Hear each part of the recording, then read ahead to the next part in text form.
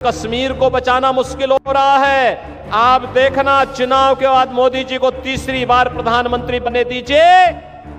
अगले 6 महीने के अंदर आप देखेंगे कि पाक अधिकृत कश्मीर भी भारत का हिस्सा हुआ। ये इसके लिए हिम्मत चाहिए होती है, हिम्मत, दम हो तभी ये बचाने के लिए मशक्कत करनी पड़ रही है। और मशक्कत करते करते आज पाकिस्तान इस स्थिति में पहुंच गया है कि वहां पे 1 किलो आटा के लिए भी लाले पड़ रहे हैं। आप देख रहे होंगे, भारत 80 करोड़ लोगों को फ्री में राशन की सुविधा का लाभ दे रहा है। नमस्कार, मैं हुमायूं सिंह और आप देख रहे हैं नेक्स्ट 9 न्यूज।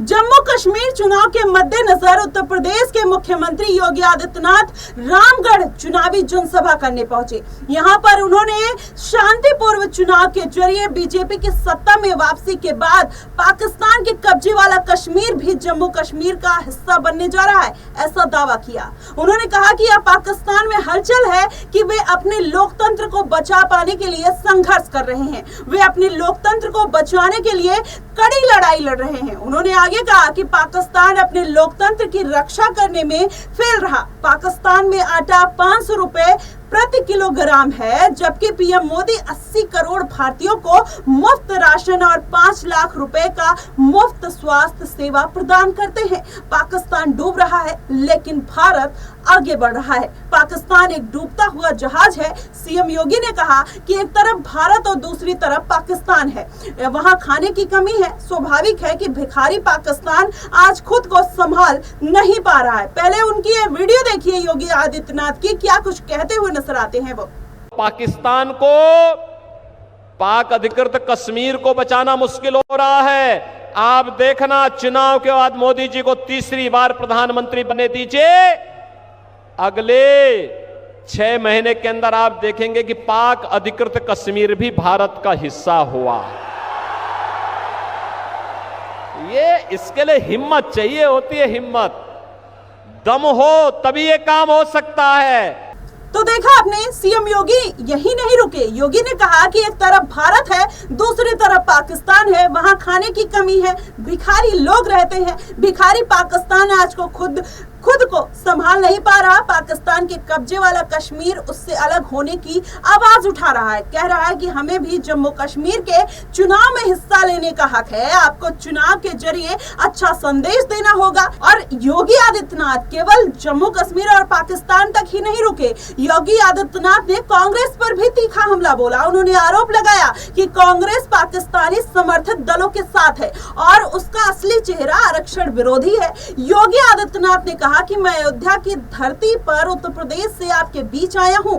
अयोध्या भगवान राम की जन्मभूमि है और उनके नाम पर जम्मू में रामगढ़ बना है। उन्होंने कांग्रेस पर निशाना साधते हुए कहा कि लंबे समय तक कांग्रेस का शासन रहने के बावजूद उसने अयोध्या की समस्या का समाधान नहीं होने दिया। और मुख्यमंत्री ने पीएम मोदी की तारीफ भी की। लेकिन उससे पहले आप उनकी वीडियो देखिए, कांग्रेस को किस तरीके से घेरते हुए नजर आते हैं योगी आदित्यनाथ। कांग्रेस की सरकार के समय क्या होता था? आतंकवाद होता था। मुंबई विस्फोट हुए थे, कांग्रेस के लोग क्या कहते थे? यूपीए सरकार कहती थी आतंकवादी सीमा पार के हैं। अरे सीमा पार के हैं तो आपकी मिसाइल कब के लिए है? जैसे मोदी जी ने एयर स्ट्राइक करके सीधे पाकिस्तान के अंदर घुस करके आतंकवाद को पूरी तरह तबाह किया। और अब तो आपने देखा होगा, ब्रिटेन के एक बड़े समाचार पत्र ने यह लिखा कि पाकिस्तान के अंदर पिछले 3 वर्ष के अंदर जितने बड़े दुर्दांत आतंकवादी थे वे एक एक करके मारे गए। और मारने वालों में भारत की एजेंसी का हाथ है। भाई, जो हमारा दुश्मन है हम उसकी पूजा थोड़े करेंगे। अरे कोई हमारे लोगों को मारेगा तो हम उसको पूजेंगे नहीं भाई, हम भी तो उसको वही करेंगे जिसका वो हकदार है। जिसका वो हकदार है, और वही हो रहा है। और अब तो पाकिस्तान को, पाक अधिकृत कश्मीर को बचाना मुश्किल हो रहा है। आप देखना, चुनाव के बाद मोदी जी को तीसरी बार प्रधानमंत्री बनने दीजिए, अगले 6 महीने के अंदर आप देखेंगे कि पाक अधिकृत कश्मीर भी भारत का हिस्सा हुआ। ये इसके लिए हिम्मत चाहिए होती है, हिम्मत, दम हो तभी ये काम हो सकता है। ये कांग्रेस की तरह नहीं, कांग्रेस की तरह नहीं, इंडी गठबंधन के नेताओं की तरह, उनके घटक दलों की तरह नहीं कि हम आतंकवाद पर कुछ नहीं कर सकते क्योंकि ये तो पाकिस्तान से, यही तो बोलते थे ये लोग। आज अगर वह कुछ करता है तो वो थोड़ी सी टेढ़ी नजरों से देखता क्या है कि उससे पहले कि वो भारत की तरफ नजरें टेढ़ी करे, उसकी नजरों को ही निकाल करके बाहर कर दिया जाता, कहा जाता चुप, ये नहीं चलेगा।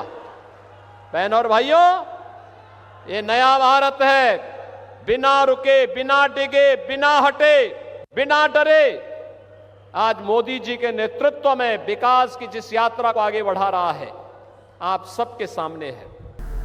तो देखा आपने किस तरीके से योगी कांग्रेस पार्टी के ऊपर हमलावर होते हैं और मोदी की तारीफ करते हैं। उन्होंने कहा कि आप सबने देखा कि मोदी जी पर आपने विश्वास किया और 500 वर्षों के बाद अयोध्या की समस्या ऐसे हल हुई जैसे कोई समस्या थी ही नहीं। योगी ने आगे कहा कि कांग्रेस का नाम ही समस्या है और बीजेपी का नाम है समाधान। उन्होंने कांग्रेस पर आरोप लगाते हुए कहा कि देश में आज भी आतंकवाद, नक्सलवाद और उग्रवाद की समस्या है। इन सभी को पोषण देने का काम कांग्रेस ने किया है। कांग्रेस ने हिंदुओं को कमजोर करने का काम किया, जबकि केंद्र में कांग्रेस की सरकार थी और जम्मू कश्मीर में उसकी समर्थित सरकारें थी।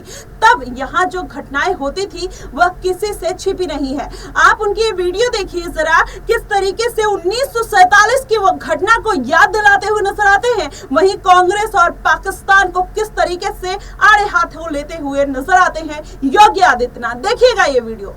1947 के पहले कौन लोग थे जो लोग भारत के विभाजन का पक्षधर बनकर के मुस्लिम लीग की मंशा को और कांग्रेस की सत्ता लोलुपता के चक्कर में पड़ करके भारत के दुर्भाग्यपूर्ण विभाजन के लिए जिम्मेदार है।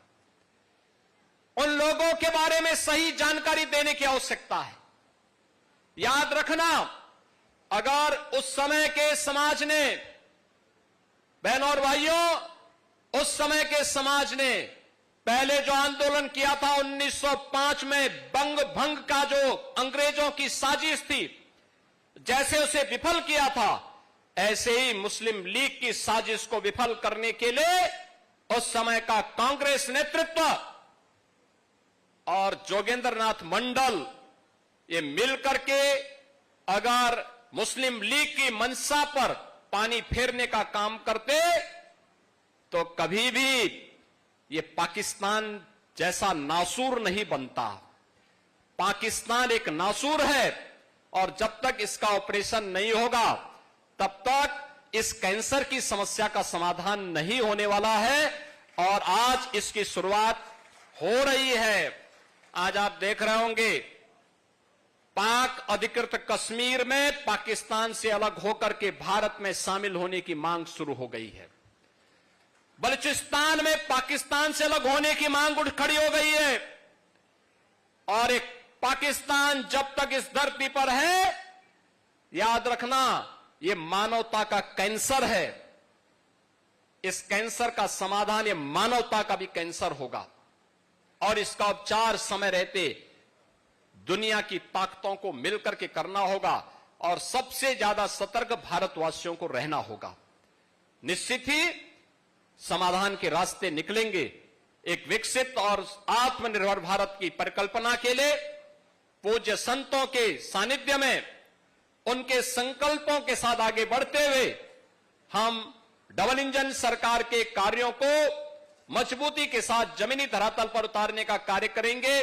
तो देखा आपने, इससे ये कहा जा रहा है कि योगी आदित्यनाथ अब कहीं ना कहीं बार बार पीओके का जिक्र इसलिए कर रहे हैं कि अब पीएम मोदी जल्द ही हो सकता है संन्यास ले लें। वहीं अरविंद केजरीवाल ने जिस तरीके से आरएसएस को चिट्ठी लिखी है, उससे ये माना जा रहा है कि क्या अब आने वाले दिनों में पीएम मोदी संन्यास ले लेंगे राजनीति से और उसके बाद योगी आदित्यनाथ का जो चेहरा है वो पीएम पद के लिए आगे किया जाएगा। इसलिए वो बढ़ चढ़कर बार बार पीओके का जिक्र करते हुए नजर आ रहे हैं। बीजेपी के अन्य नेता अमित शाह कहीं ना कहीं इस पे शांत नजर आ रहे हैं। आर्टिकल 370 के बाद जिस तरीके से बार बार पीओके का जिक्र आ रहा है, वहीं भारतीय जनता पार्टी ने पिछली बार मैनिफेस्टो में ये खुलकर कहा था कि वो आर्टिकल 370, ट्रिपल तलाक और यूसीसी जैसे बड़े मुद्दों को लेकर आएंगे और वाकई में भारतीय जनता पार्टी उन मुद्दों पर काम करती हुई नजर आती है। लेकिन योगी आदित्यनाथ जिस तरीके से हुंकार भरते हुए नजर आ रहे हैं, उससे ये माना जा रहा है कि उनकी स्ट्रेटजी